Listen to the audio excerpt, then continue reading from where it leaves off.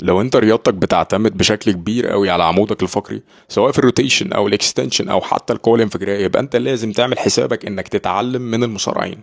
المصارعين عندهم اشمل طريقه لتدريب العمود الفقري في العالم، وهو الريسلينج بريدج.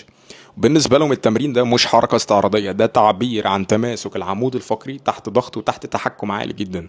وده معناه ان الرياضي اللي بيقدر يعمل تمرين زي ده بيعرف يستخدم elastic energy. معناه ان هو كمان يقدر ينقل الالاستيك انرجي دي او الطاقه المرنه دي عن طريق جسمه. عشان انت لو مش بتعرف تعمل تمرين زي ده، فانت ادائك في رياضتك هيكون شبه محدود. دلوقتي في لعيبه في الباسكت، في كرة القدم، بيسبول، سباحين، امريكان فوتبول، ووتر بولو، رياضات كتيرة جدا بتستخدم التمرين ده عشان يعلموا جسمهم ان القوة الحقيقية بتطلع من العمود الفقري والحوض، مش بس من الاطراف.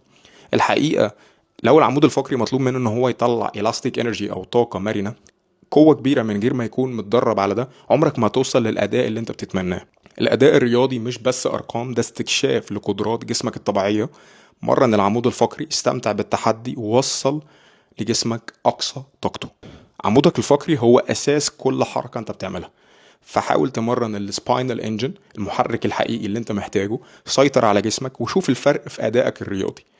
انا اقدر اديك خطة كاملة في تدريب اونلاين تخليك تتحرك وتحسن مرونتك بشكل كويس قوي. بس محتاج حاجة واحدة منك بس، وهي ويل باور، قوة الإرادة. أي رياضي عندي في بروجرام إلاستيك أثليت لو مش بيعمل ريسلينج بريدج، فهو بيعمل حاجة تجهزه لتمرين الريسلينج بريدج. لو عايز خطة كاملة تخليك رياضي مرن سريع، ابعت لي DM فيها إلاستيك أو رياضي مرن.